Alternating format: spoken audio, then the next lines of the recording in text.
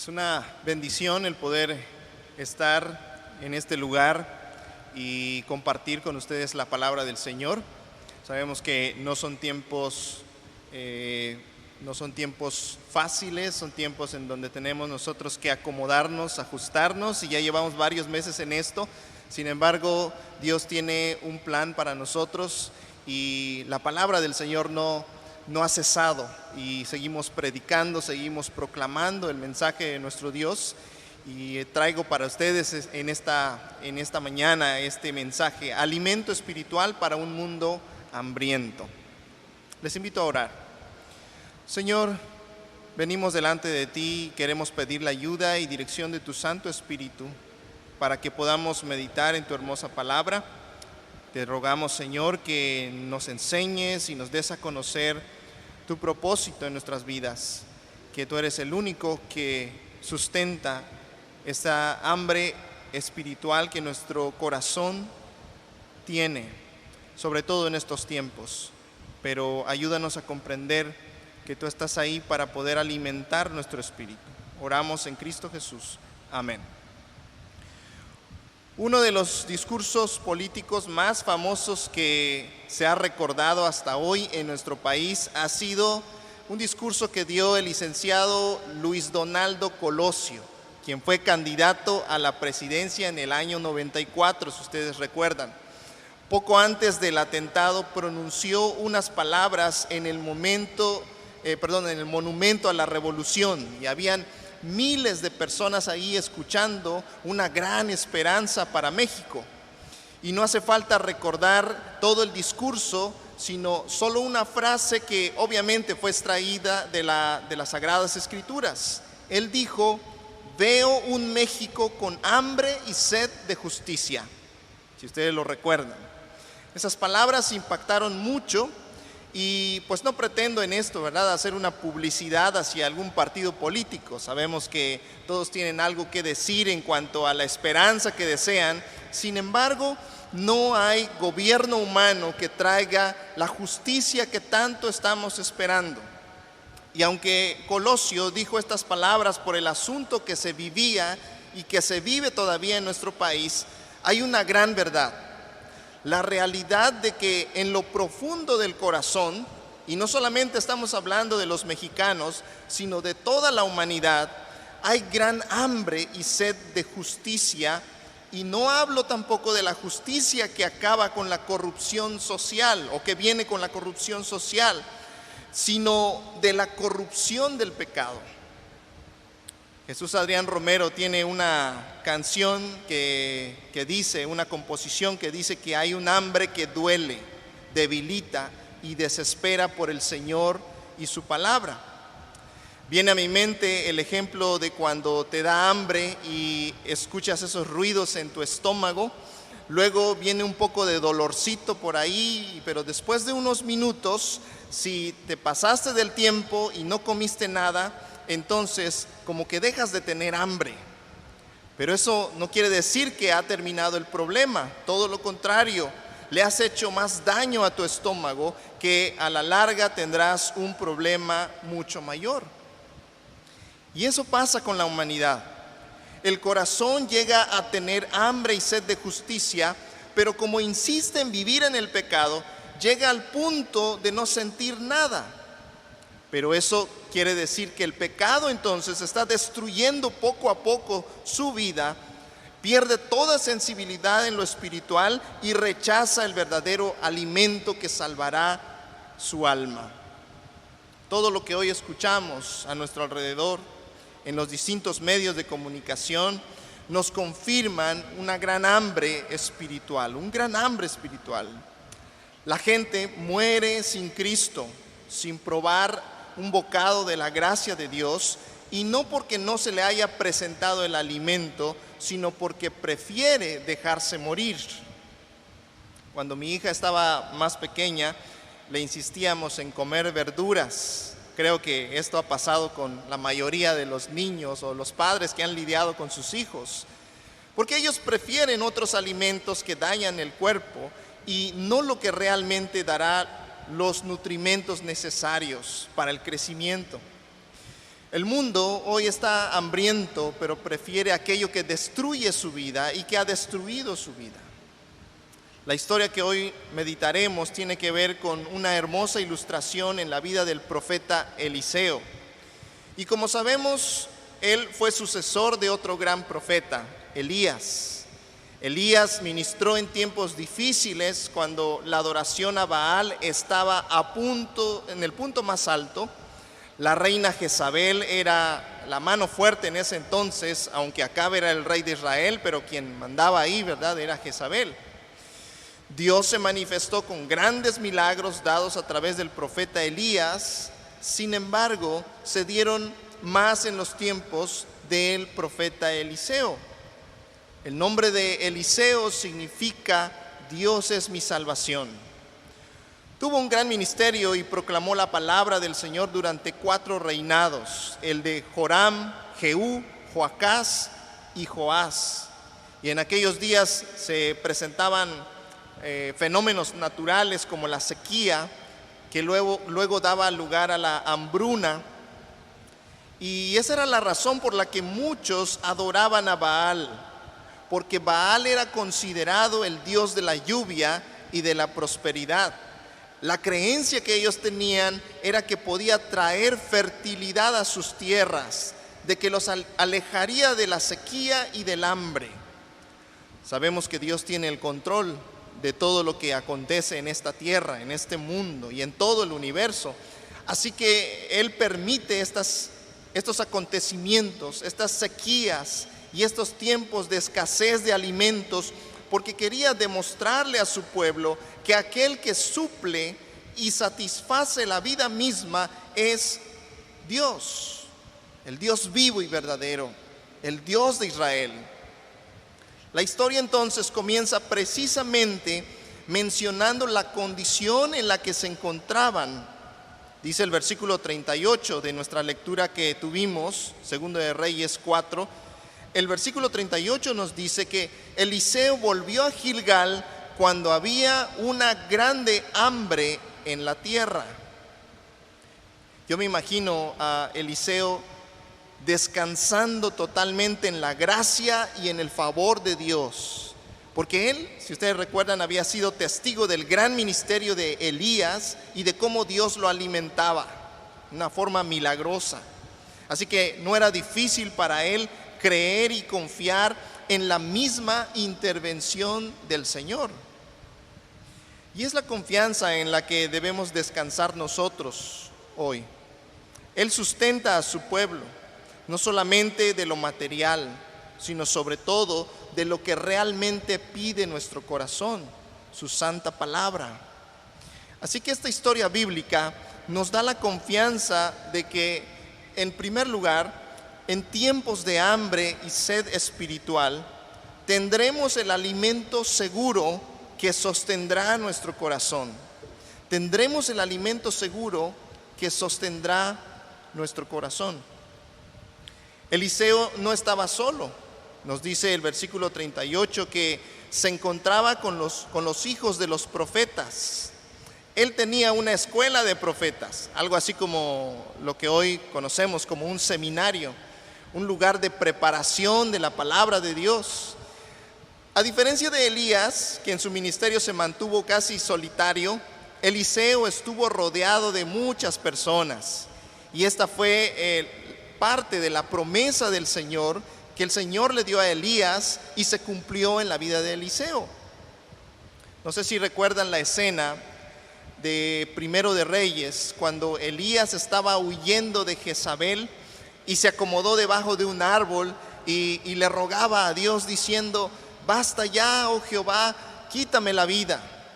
Entonces el ángel de Jehová aparece y le da de comer para que tenga la energía suficiente para terminar con su camino. Elías llega hasta el monte Horeb y se sigue escondiendo, ahí en las cuevas.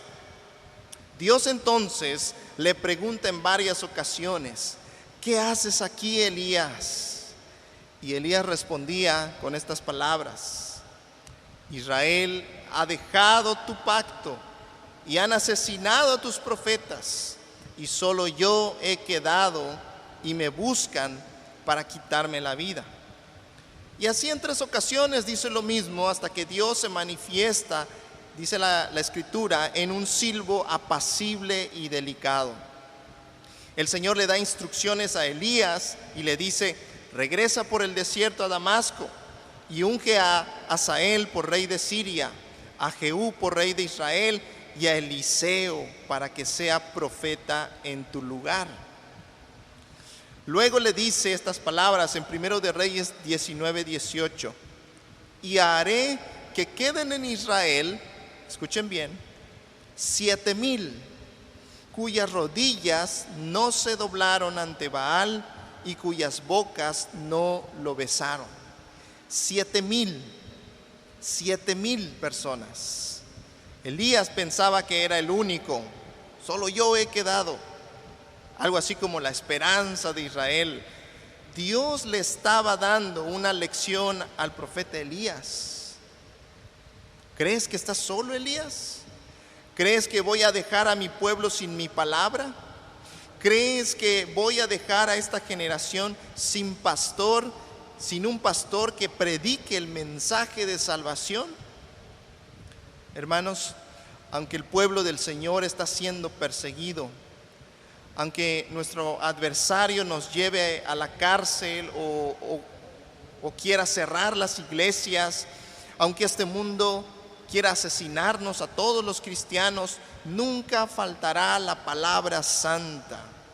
Él pensará en otros miles que anuncien su mensaje y no doblen sus rodillas ante los baales de nuestro tiempo. Gloria al Señor por esta esperanza. El ministerio de Eliseo y sus profetas era el cumplimiento de que el mensaje estaría ahí en tiempos de adversidad, que la palabra de Dios no iba a alejarse del pueblo. Debemos descansar en esa misma promesa, hermanos, y orar al Señor. Oremos por los pastores, seminaristas, líderes de las iglesias, pero orar también porque Dios levante a una nueva generación de jóvenes valientes dispuestos a testificar de Cristo ante esta generación que se está corrompiendo cada vez más. Debemos orar incluso, no sé si lo hace en casa o lo está haciendo ahora con esta gran oportunidad, pero deben orar juntos con sus hijos, orar por ellos, luchar por ellos, pasar el tiempo con ellos. Sería lamentable que nosotros, habiendo conocido el Evangelio, ellos decidan tomar otra vereda y perderse en el pecado. Ellos también tienen hambre de la palabra. Inviertan el tiempo en enseñarles desde la niñez. No desestimemos la edad, hermanos. Recuerden que Josías tenía 8 años cuando tomó el compromiso de ser el rey de Judá, y más aún de servir a Dios y destruir toda idolatría que había en aquel tiempo. Nunca escaseó la palabra de Dios en su reinado. De hecho, fue durante su reinado que se hicieron grandes reformas, porque encontraron el libro de la ley que había sido escondido por muchos años. Lo tenían por perdido. Hay esperanza para la humanidad, pues el Señor nos promete tener alimento en tiempos de dificultad, como los que hoy vivimos. Este es un claro ejemplo, lo que estamos presenciando o experimentando en este tiempo. Tal vez llegamos a pensar: ¿y ahora cómo le vamos a hacer? ¿Cómo hemos de escuchar el mensaje si es que no nos vamos a reunir en los templos, en las iglesias? ¿Qué va a pasar después de todo esto? Y creo que hasta hoy no ha faltado palabra de Dios en nuestros hogares. Esta es una gran bendición y una promesa cumplida de parte de nuestro Dios. En segundo lugar, debemos descansar también en la promesa de Dios de tener alimento confiable que sanará el corazón. Tener alimento confiable que sanará el corazón. Quiero leer de nuevo los versículos 38 al 41 de esta misma historia. Dice así: y los hijos de los profetas estaban con él, por lo que dijo a su criado: pon una olla grande y haz potaje para los hijos de los profetas. Y salió uno al campo a recoger hierbas, y halló una como parra montés, y de ella llenó su falda de calabazas silvestres, y volvió y las cortó en la olla del potaje, pues no sabía lo que era. Después sirvió para que comieran los hombres, pero sucedió que comiendo ellos de aquel guisado, gritaron diciendo: varón de Dios, hay muerte en esta olla, y no lo pudieron comer. Él entonces dijo: traed harina, y la esparció en la olla, y dijo: da de comer a la gente, y no hubo más mal en la olla. Ellos estaban sufriendo de una intoxicación. No sé cuántos se han intoxicado por comer algún alimento extraño. Mis padres me cuentan que cuando era todavía un bebé, toda la familia llegó a comer de un fruto muy parecido a la mora, y pues en realidad no era comestible, sino era venenoso. Se intoxicaron, pero gracias a Dios pudieron atenderse a tiempo, pues había un médico que vivía cerca de la casa. Muchas veces ocurren estos descuidos y pueden ser fatales, pues aquellas calabacitas que dice aquí en estos versículos, estas calabazas que habían llevado, que uno de ellos estaba recolectando para que pudieran comer un rico potaje, pues en realidad no eran comestibles. Me imagino que sintieron en el momento el sabor o algo amargo, o se dieron cuenta del aspecto de la comida. La solución estaba en las manos milagrosas del profeta Eliseo. No hubo necesidad de tirar el potaje, ¿verdad? Las calabacitas, que creo que se veían a lo mejor en ese tiempo deliciosas, y más cuando eran tiempos de hambre. Solo se le agregó harina y listo. ¿Qué sucedió? Dios obró milagrosamente, de manera que dice la Escritura: no hubo más mal en la olla. ¿Qué significa esto para nosotros? ¿Qué de importante tiene esto, hermanos? El mundo está lleno de consejos. Hacíamos mención acerca de la tecnología. En el día corre una cantidad impresionante de información, y con ella también las mentiras de Satanás. Mentiras que están disfrazadas como de verdad, pero tienen una pizca de veneno suficiente para destruirnos, para matarnos. Solo la palabra de Dios puede sanar ese alimento. La Escritura es más cortante que toda espada de dos filos, discierne los pensamientos, las intenciones del corazón, nos examina y hace ver la verdad. Por eso la recomendación del apóstol Pablo aquí en la palabra a los colosenses es que esa palabra de Cristo abunde en nuestro corazón, cantando con salmos, himnos y cánticos espirituales. Si no tenemos abundante palabra, si no le ponemos harina a la olla, tarde o temprano estaremos escuchando otra clase de consejo maligno, y cuando nos demos cuenta, hermanos, estaremos intoxicados por el pecado. Debemos tener muchísimo cuidado y aprender a discernir entre lo bueno y lo malo. En Proverbios capítulo 3, versículos 5 al 8,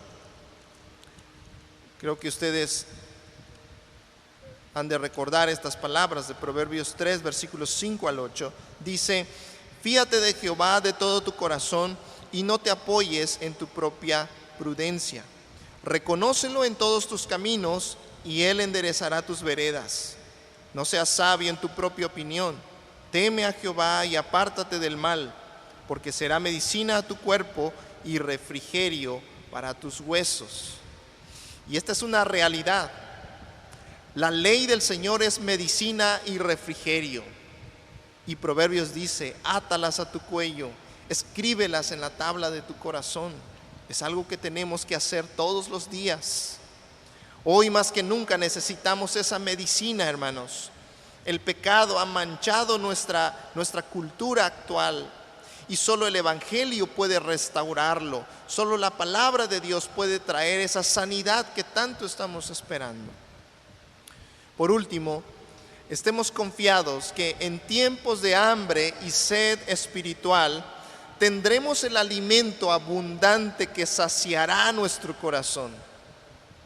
Esta historia concluye de nuevo hablando de comida, pues el problema aquí era el hambre. La Escritura dice que vino un hombre piadoso de Baal Salisa, una región de Efraín, trayendo panes de primicias. Eran 20 panes de cebada y trigo nuevo en su espiga. Pero en aquella reunión había 100 personas. Con toda confianza, Eliseo pidió a este hombre que repartiera los panes. El hombre se asustó, claro, pues era algo ilógico repartir a cada uno, a menos que lo distribuyera en varios pedacitos, porque eran muchos. Pero el profeta mencionó palabra de Jehová, y así lo dice en la Escritura. Así ha dicho Jehová, comerán y sobrará. Y así fue. Yo solo me imagino el rostro de este hombre, ¿verdad? Repartiendo los panes como un acto milagroso de abundancia. ¿Qué sucede? ¿Por qué los panes no se acaban? Porque así es el poder de Dios. Y así es su gracia sobre nosotros. Una gracia que sobreabunda. Creo la mayoría está pensando ahora en el milagro de Jesús. Ese milagro que realizó mientras estuvo al otro lado del mar de Galilea, donde alimentó a más de 5,000 personas. Pues si nos damos cuenta, este milagro rebasa el milagro de Eliseo, el cual tenía a 100 personas que alimentar. Además, el hombre piadoso tenía 20 panes, y el niño que se acercó a Jesús solo tenía 5 panes de cebada y 2 pececillos. Y con esto tuvo para que la multitud se saciara y sobraran 12 cestas más de panes y peces.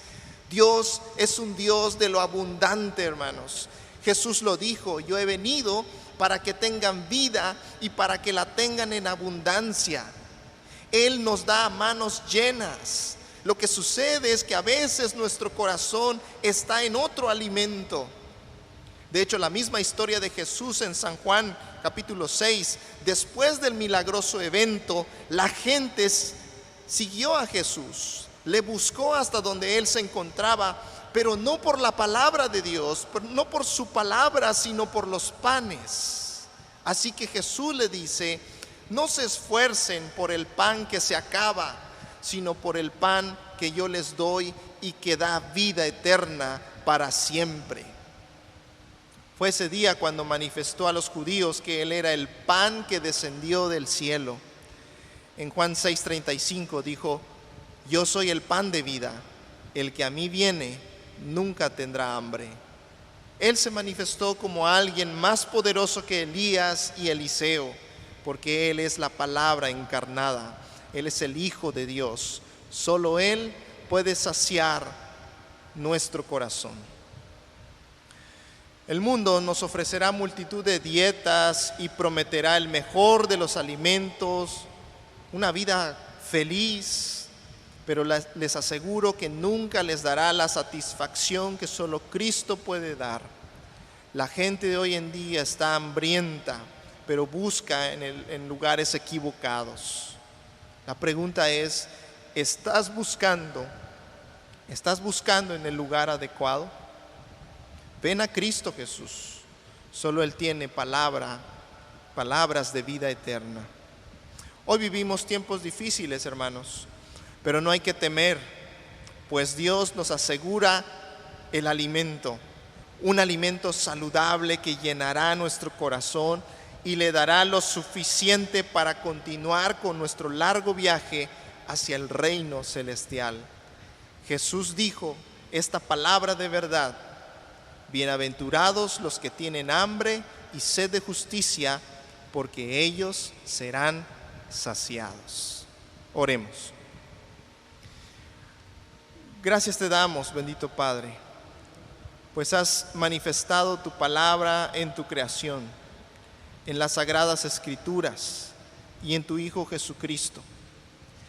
Gracias porque estaríamos hambrientos si no fuese por tu misericordia. Hay lugares en donde no se permite hablar públicamente este mensaje, pero aquí tenemos aún esa libertad y esperamos que continúe por mucho tiempo hasta esperar tu regreso. Ayúdanos a llevar este mensaje donde quiera que vayamos, pues hay otros que están necesitados de ella. Levanta una generación valiente que defienda y ame tu verdad, que se aferre a tus mandamientos y que dé su vida por ti. Que tu palabra no regrese vacía, sino que hagas tu voluntad en el corazón y en la mente de quienes han escuchado este día. En el nombre de Jesús oramos. Amén.